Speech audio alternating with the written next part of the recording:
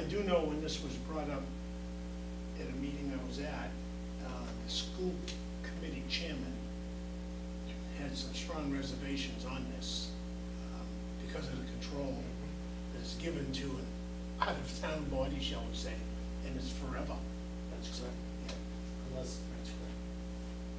So that was my question, was, is the school committee going forward with this to town meeting? They gave Superintendent Troughton the approval to Submit the grant, and it was one of the 2 articles that they submitted to us. So the school committee is recommending this, That's and I correct. assume they Oh, put it yeah. on and they're not Oh, okay. recommending. I thought they weren't. It was the chairman speaking out on his own. Right. Like, we It were was only the confused chair. about that. Yeah. I mean, obviously, it's a concern, but then kind of like under your roof, you know, live under my roof, you know, live Yeah. our rules, so that's all I want. Live under their roof.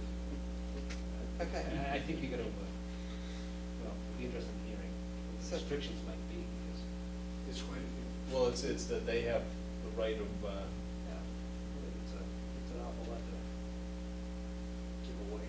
Yeah. Yeah. well, that's why, yeah, I was surprised to see this was on. It'll be interesting hearing. So we'll ask them to send a representative on that? It was also my An understanding, advocate, an advocate anyway. it was also my understanding that even if the grant was approved, that the town or the school board didn't have to accept it. Right. So we haven't got to the point of approval yet. Okay. Naming of the high school basketball court after Barry Kipnis, right? And that's correct. As you're well aware, we have a bylaw that requires that any naming of buildings, rooms, facilities have to be approved by town meeting. And this is the reason this is on the warrant. Okay, so we'll do that on the 13th too. Okay, can we go over and sequence the next Sure. three CPC articles? Amend code of the zoning map, that's just to update our flood maps. Okay, any questions on that? The updating comes from what, new government surveys or? Yes. That's-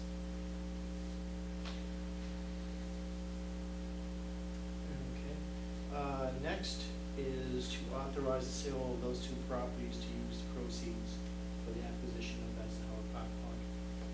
These ones are talking about which. Right. Did we already do that? Are these the Conservation Commission on that? So we did, I thought we did, there was government owned, 3, was it general government owned and then are these the conservation owned? Those are the conservation ones. Does that make sense? These are ones that, Maybe we need to get legislative approval, so maybe after we get the legislative Right. approval, this is the next step. And I thought it was the whole package, but. When does that finally go to bid? right after October, they plan on,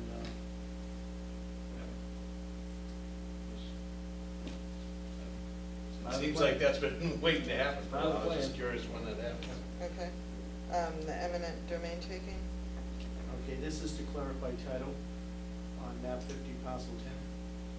We were title defect that when we recorded the original deed, we did not record the original deed in 1986. Where is this?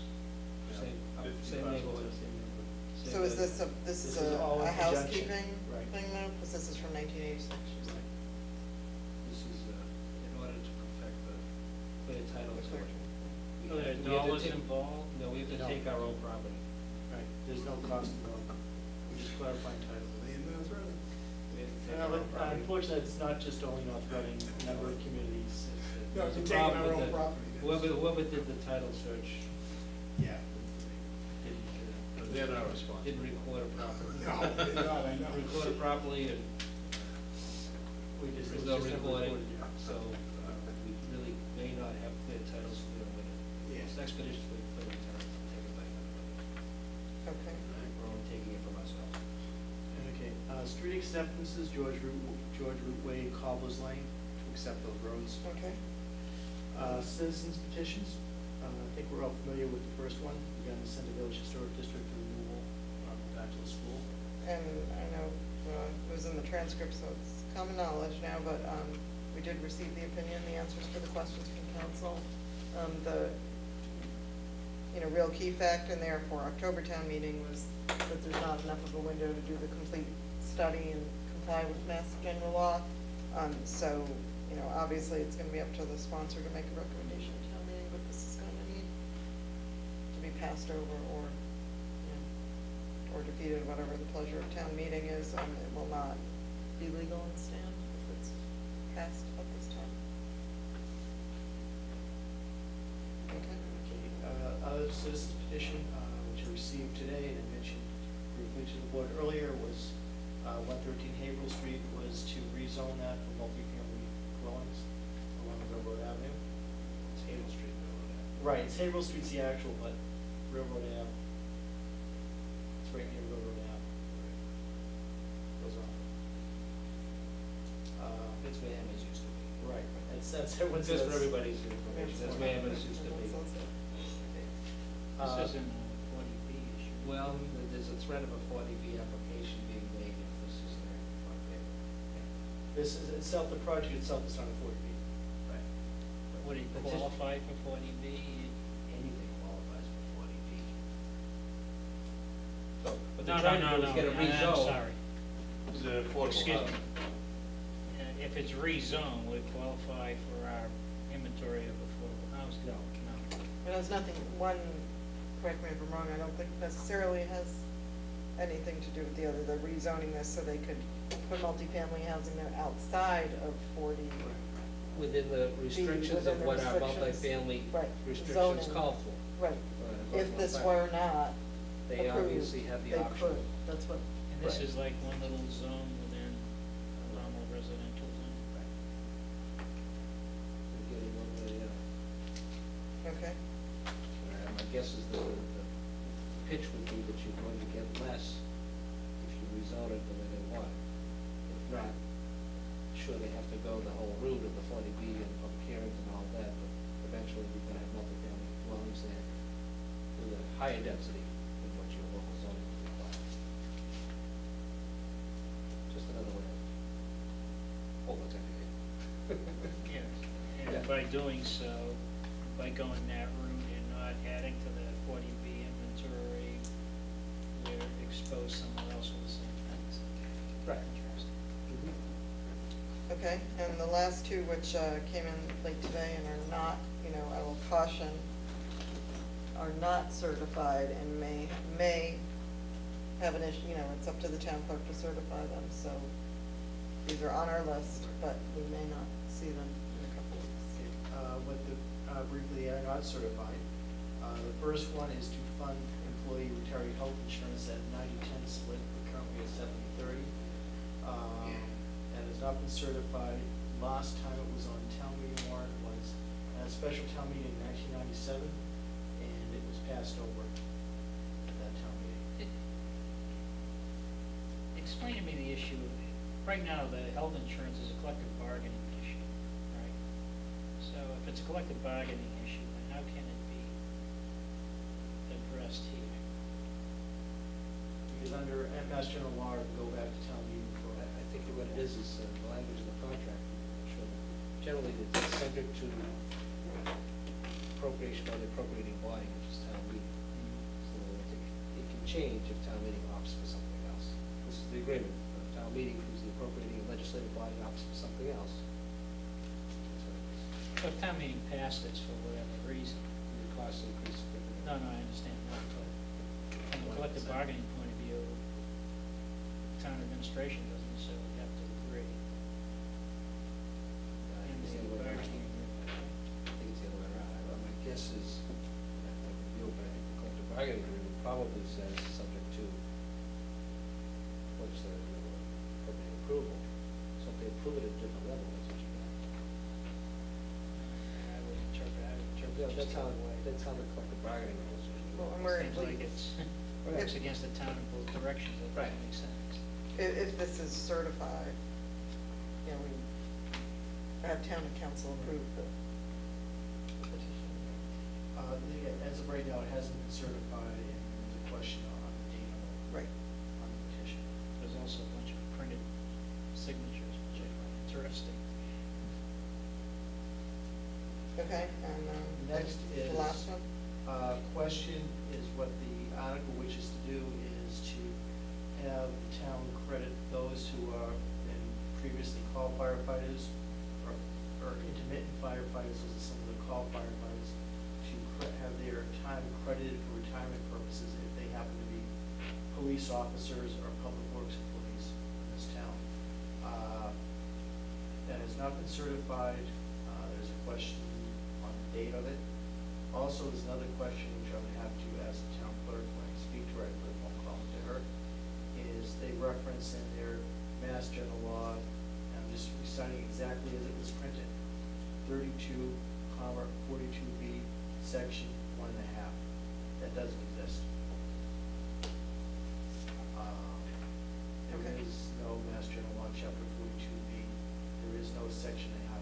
Mass General Law, chapter 32 references the retirement statutes, but the 42B and the section 1.5. Mr. Tracy and I looked at it this evening, trying to match it up, and I had to talk with the petitioners if this is certified regarding that, because we can't. Would that be match section it. 1 and 2? Section 1 and 2 we've already accepted. That's Mass General Law. We've accepted Mass General Law, chapter 32, sections 1 through 28, back, I think, in the 40s. That's your basic retirement statutes. So we were trying to figure out where they were going with this specific section, because what they listed in the petition doesn't exist. Thank you, Madam Chair. Hey, I think also, Mr. Younger, another question to get answered on that. I'm not sure what the Middlesex retirement, but I know, I don't know if town meeting can mandate Middlesex retirement to accept those people. I know in the Reading retirement system, town meeting cannot mandate who gets retirement credit. It's the retirement board that does it. That's correct, because they, as, you know, they're referencing sections that we can't determine here. I know Middlesex retirement was not accepting credit for call firefighters who become permanently go into another position. They were accepting it, if I recall correctly, is that if you go into permanent firefighter, they were accepting the call credit. But if you go to call credit to another position, it's not firefighter, they weren't recognizing retirement. Sometimes some of these statutes, as they've been amended, are subject to local approval first. So unless the community accepts it, Right. then the liability isn't passed on. If the community does not accept it, then the Middlesex County Retirement Board is precluded from even including it up to that point. Right. So a lot of, depending upon how the statutes were written and amended, and the legislature is more and more going towards local approval rather than mandating it, local approval, which may be the case in this one. Totally familiar with the retirement statutes, to a certain degree. Well, if this is certified, we'll invite them in. Oh, we have to, absolutely, absolutely. Okay, so if those two last petitions are certified, those petitioners in conjunction with the petitioners on the two previous, the first two citizens petitions, along with the CPC and the school committee, and an announcement of the public hearing will be for September the 13th, right? Everybody on board with it? Okay. Great. Anything further?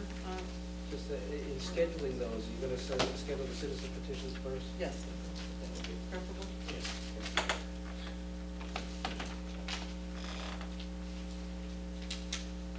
Okay. Moving along then to the town administrator's report. If I can have just leave in 30 seconds to put this aside, the cash. Oh, sure. Okay. We can start with all the new, if you want. No, no, I'm fine. Take Fine a now. breather. I'm all set.